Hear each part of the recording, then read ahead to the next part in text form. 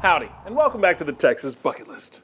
Whenever we're on the road, sometimes we just happen across things that spark our interest. And that was definitely the case down in Benavides, where we came across a road sign that made us stop, ask a few questions, and get to know the greatest baton twirler in Texas history.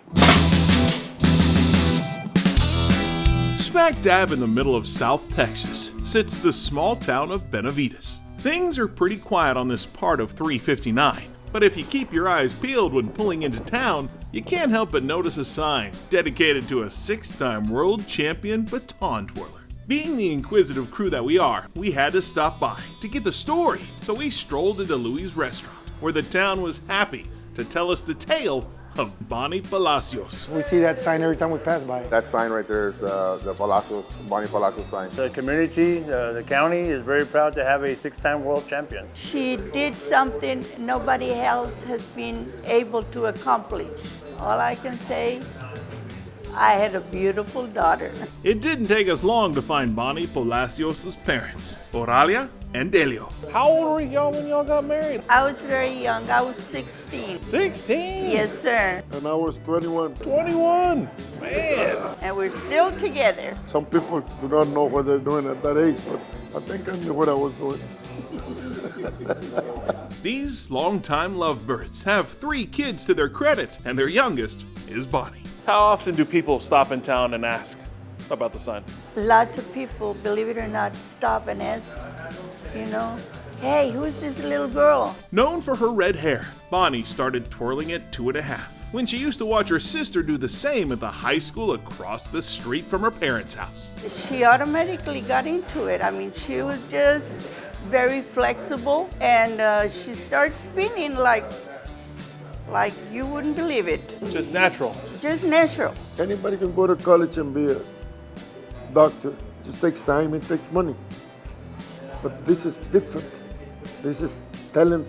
Oralia and Delio nurtured Bonnie's talent, and it didn't take long for the little girl who just came out of the cradle to correctly execute one. At the age of 6, she was already competing for the world championship. At 6? Yeah. Wow.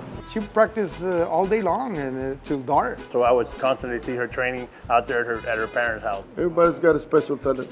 And you have to search in the soul, whatever, man, and find out what he is good for or what she is good for. From 1980 to 87, she was unstoppable, earning title after title. Eventually, she went on to teach baton twirling all over the world, and even performed with Cirque du Soleil in Las Vegas before an injury ended her career. But that doesn't mean she can't still toss a few. Everybody who's grown up with me calls me Bonnie, and from 22 on, they call me Yvonne. That's when you were trying to shed your past, I guess? I wasn't trying to shed my past. We found Bonnie, Yvonne, living far from home in Central Texas. You guys see her often, I'm sure. She lives in Wimberley, Texas. Tough having her far from home? Yes, Yes. especially me. What's it like to have a billboard down in South Texas with your name on it, making people stop and take pictures? So I think when I was younger, I never really thought about that. As I go home and visit, and I meet people who tell me stories of stopping by or driving by and taking pictures and how they see that every single time they drive by, it makes me feel pretty amazing. Is there ever a part of you that goes, I wish they'd just take that down, it was 30 years ago, Absolutely not.